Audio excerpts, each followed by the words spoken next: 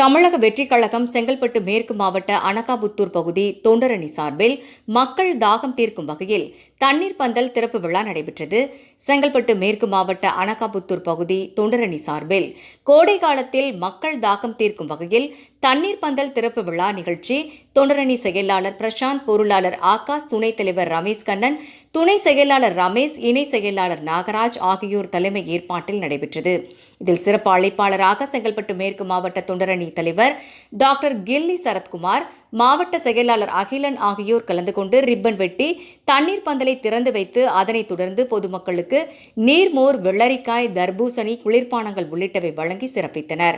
உடன் நிகழ்ச்சியில் சிறப்பு விருந்தினராக அனகாபுத்தூர் பகுதி தலைவர் ஆனந்தன், மாவட்ட தொண்டரணி மற்றும் மகளிரணி ஜீனத் பிவி மற்றும் தொண்டரணி நிர்வாகிகள் மோகன், தாமோதரன், ரமேஷ், ஜெய்கணேஷ், ஃபாசில் மற்றும் தமிழக வெற்றிக் கழக தொண்டரணி நிர்வாகிகள், மகளிரணி உட்பட பலர் கலந்து கொண்டு சிறப்பித்தனர்.